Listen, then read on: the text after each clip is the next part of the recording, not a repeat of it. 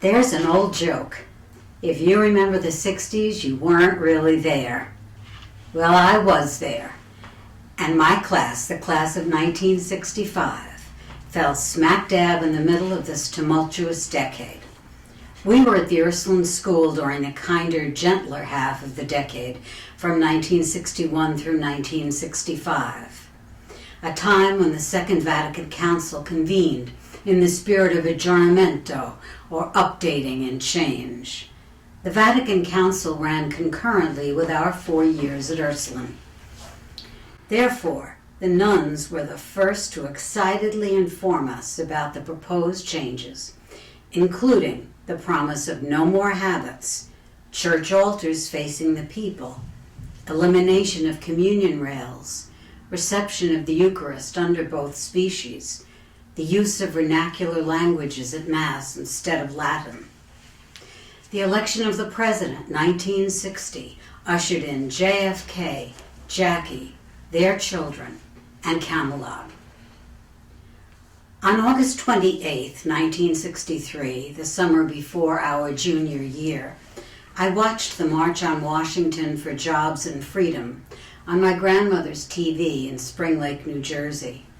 We heard the Reverend Dr. Martin Luther King Jr. intone, "I have a dream that my 4 little children will one day live in a nation where they will not be judged by the color of their skin, but by the content of their character." Our college years, 1965 to 69, were the ones more involved with the revolutionary half of the decade. Timothy Leary's turn on, tune in, drop out phase of the decade, with its anti-war protesters chanting, "Make love, not war." Words like abortion and the pill entered the American vocabulary. There were canceled graduation ceremonies, Eugene McCarthy advocates, Woodstock attendees, and LBJ pro or con. During his Great Society, LBJ passed the Civil Rights Act of 1964 and the National Voting Rights Act of 1965. But in 1966, he also sent 500,000 American troops to Vietnam. Indeed, the 60s were a chaotic decade and very hard to summarize. And honestly, not all of us were a part of the swinging 60s.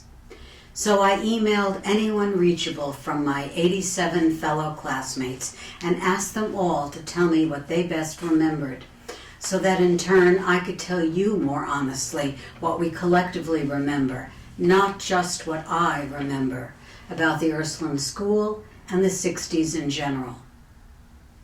It was a decade that began with singer Chubby Checker urging, "Come on baby, let's do the twist," to its ending with Dion crooning Abraham, Martin, and John, a tribute to 4 assassinated Americans, all icons of social change: Abraham Lincoln, Martin Luther King Jr., John F. Kennedy, and Robert F. Kennedy.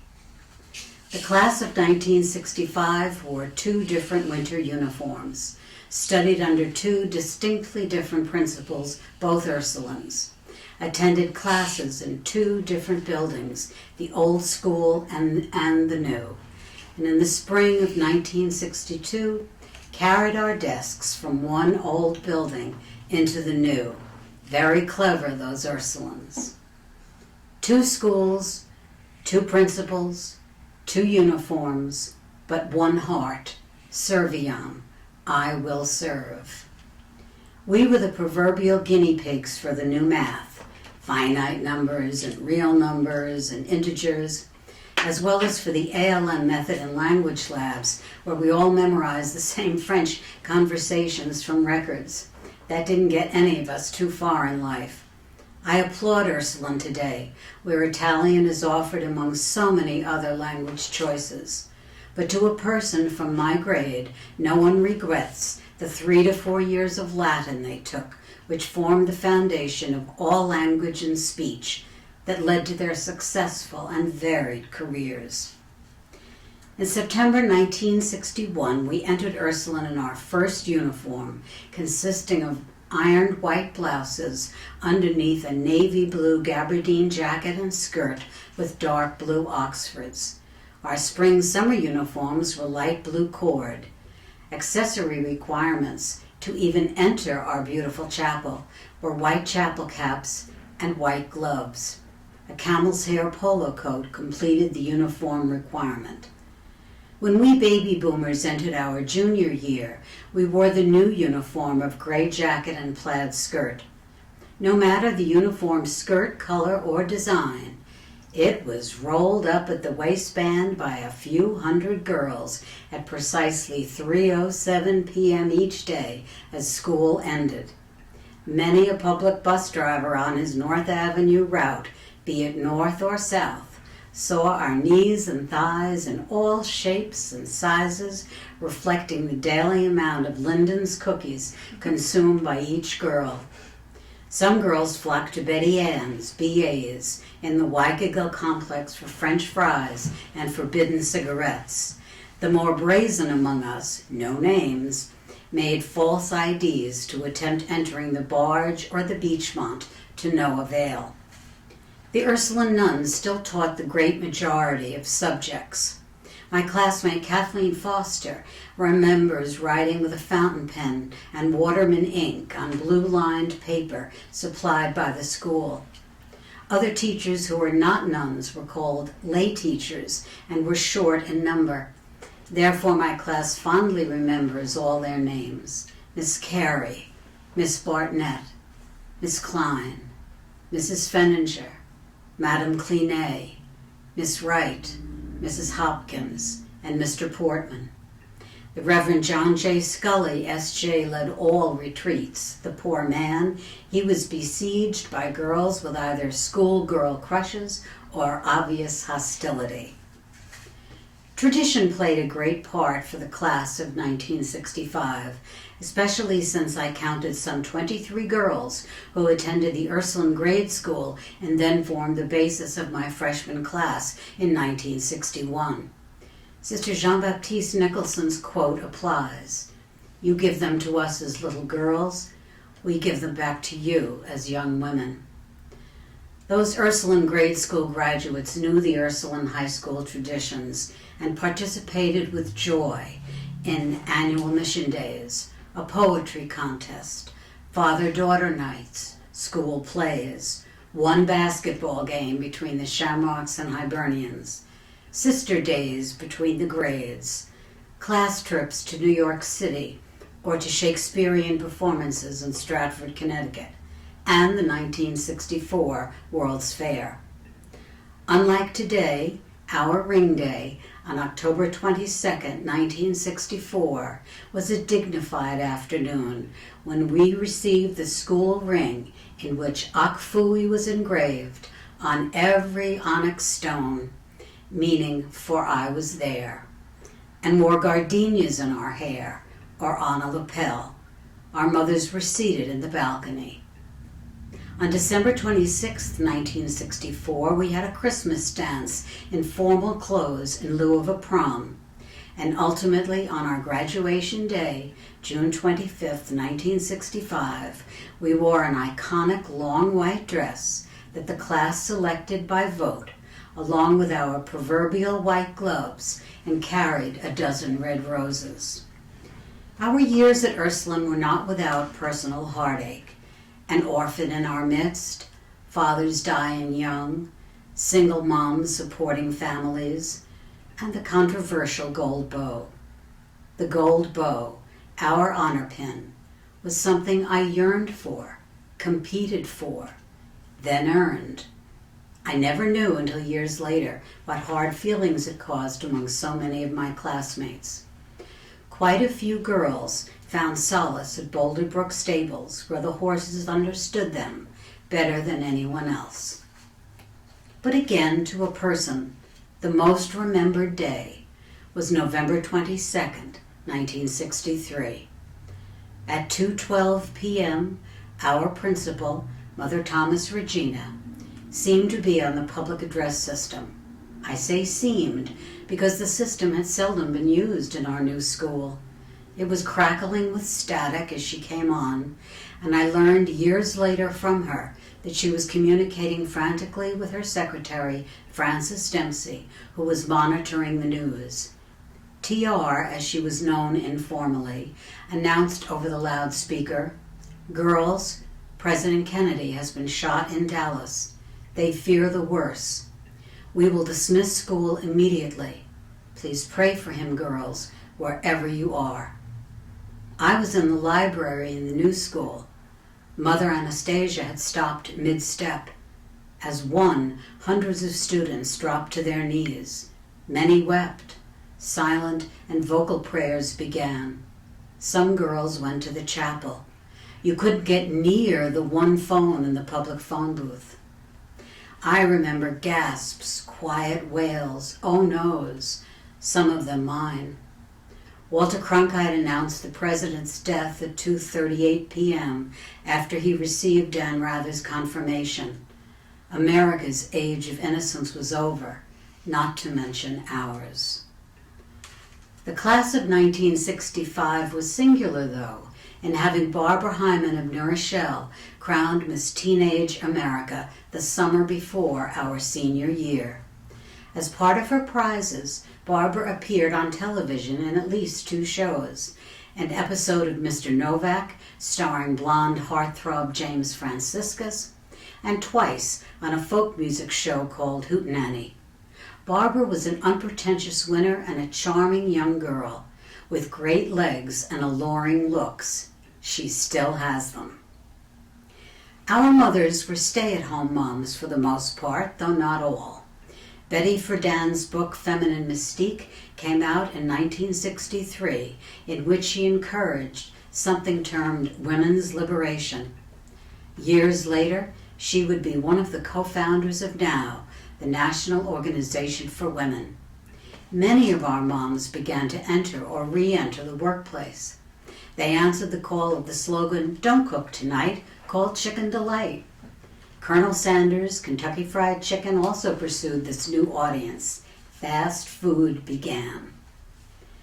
Conversely, also in 1963, American chef Julia Child burst upon the television scene in black and white from public television network WGBH in Boston, right into our living rooms via local channel 13. She presented classic French cuisine in a new and humorous you-can-do-this way, all recipes based upon her wildly successful 1961 bestseller, Mastering the Art of French Cooking. She sipped wine when she cooked and poured it quantitatively into everything she cooked. She threw a raw chicken from her shoulder to its landing pad. She was fun and universally appealing. She braised and fricasseed and roasted with the best of them, and she became America's sweetheart within her own kitchen, now fittingly in our Smithsonian Institution. And speaking of television, broadcasts began to transition from black and white to color during the 60s. On July 20th, 1969, I can remember watching in color the moon landing of Apollo 11 with Neil Armstrong saying, "That's one small step for man, one giant leap for mankind." He and his team left behind an American flag that others back on Earth were simultaneously burning for other causes. Light-hearted sitcoms still ruled the day. Think Bewitched, That Girl, The Dick Van Dyke Show, along with a touch of science fiction, the first Star Trek on Friday nights, and dramas like Peyton Place. But the biggest rating went to the February 1962 tour of the White House with hostess Jacqueline Kennedy, First Lady, and commentator Charles Collingwood. She remains the first and only First Lady to ever win an Emmy Award. Jacqueline Kennedy also set the fashion sense for the early 60s when we were at the Ursuline School. She wore a pillbox hat. Therefore, every American woman wore a pillbox hat to church. The bikini came out in 1963. Mary Quant released the miniskirt. So mini-skirted, high-boot-wearing Nancy Sinatra sang, "One of these days, these boots are going to walk all over you." while we were still polishing our navy Oxfords. As for hair, the bubble cut was popular, as were chignons and the beehive, favored, of course, by girls with long hair. But by the end of the decade, very short haircuts for women became popular through Mia Farrow and Twiggy, as well as synthetic wigs. Finally, afros took hold, and tie-dye clothing and Nehru jackets. Nehru jackets! Guess why? On February 7th, 1964, 4 young men departed from London for the United States to perform on The Ed Sullivan Show on Sunday, February 9th, 1964. They burst onto the scene singing She Loves You and I Want to Hold Your Hand, singles that sold out immediately on a TV show whose Nielsen rating hit the ceiling and held for years. John, Paul, George, or Ringo, which one did you want to hold your hand? We were in the 11th grade, Beatlemania began, and music changed forever as the world knew it. As Kathy Foster put it, puddin'-base haircuts, suits or Nehru jackets, tight slim pants, heeled shoes. This British invasion changed the entire record industry from spinning 45 RPM singles to releasing full albums. The class of 1965 was well represented during this British invasion. Some of us were in the crowd of 55,000 who screamed for them in Shea Stadium. Others who wanted a more intimate connection swarmed the Fab Four in the lobby of New York's Plaza Hotel. The music scene in the early 60s prior to the Beatles sounded like this: Rick Nelson, Roy Orbison, Sonny and Cher, the Everly Brothers, Leslie Gore. Motown was founded in 1960, and the Supremes had the first of their 12 #1 hits between 1964 and 1969. Songs like Where Did Our Love Go and Stop in the Name of Love. It wouldn't be until 1965 that the Rolling Stones could get no satisfaction. By the way, I'm not giving short shrift to the Stones, but my class, again to a person, was all Beatles. And in the second half of the decade, folk music revived and changed through performers like Bob Dylan, Joan Baez, Pete Seeger, Peter, Paul and Mary, the Kingston Trio, and of course the Beach Boys. But back in New Rochelle, we had yet another classmate with a little celebrity stardust. Nancy Burroughs had a neighbor, singer Don McLean, who joined her for living room concerts with her friends. Nancy played guitar and sang, and Linda Benvenuto said Nancy played a huge role in Don's later success. Many years later, Don told Linda B. and Angel that this line from his song American Pie, "Drove my Chevy to the levee, but the levee was dry," was about the Beachmont in New Rochelle. In 1964, again in our junior year, Bobby Kennedy was running for one of the U.S. Senate seats from New York. He stopped his cavalcade on North Avenue at the Ursuline School to shake our hands and thrive on our cheers and squeals. Martha Fortune recalled he put his arm around her twice as they walked across the lawn. She said, "I believe we were wearing our white gloves," and it was pandemonium for both the Secret Service and the nuns. Barbara Van Ness recalls, "He shook our hands and asked me if I would be attending Manhattanville. He moved closer to the school to greet the girls, madly waving at him from the windows." On June 6, 1968, Bobby Kennedy, like his brother Jack, was assassinated at the end of this surreal decade of violence and confusion. Just as before him, on April 4, 1968, the Reverend Dr. Martin Luther King Jr. was also assassinated. Americans were glued to their TV sets once again, and perhaps becoming more inured than ever to guns and violence. Personally speaking, I am such an Ursuline throwback. I tend to like things the way they were. And Mother Thomas Regina, now Sister Regina Kehoe, throws her head back and laughs because she couldn't disagree with me more. She was our second principal after the feared Mother Frances. We were 15 and 16 when she arrived. Little did we know she was a mere 33. She was unsmiling but not necessarily unkind, and unbelievably tall. My class still recalls how she swung that long black rosary, soundlessly swooped around corners in seconds in those flat black shoes, and seemed to catch every girl who wore a boy's ring or smoked or otherwise transgressed. Anyway, she laughs at my throwback ways. I preferred calling the nuns mother. I felt they lost a lot of their authority when the habits came off. I still rail against the removal of the graceful serpentine communion rail in our chapel. And lastly, I regret the decision to no longer have each graduate wear the same long white dress and carry the same red roses. Now, in cap and gown, it could be any graduation from any high school, anywhere. However, I am so proud of the changes today in the Ursuline School, both academically and in sports. Except for gym class and one basketball game a year, sports were non-existent for the class of 1965. There was as yet no Title IX. Today, the Ursuline Koalas are everywhere in championship sports. The class of 65 laments the lack in their time of no performing arts, a minimum of science, no college guidance. They would not recognize the Ursuline School today, which has all of those missing links and so much more. And I am filled with unbounded hope and joy in President Colleen Melnick's intellectual vision and educational philosophy for the Ursuline School.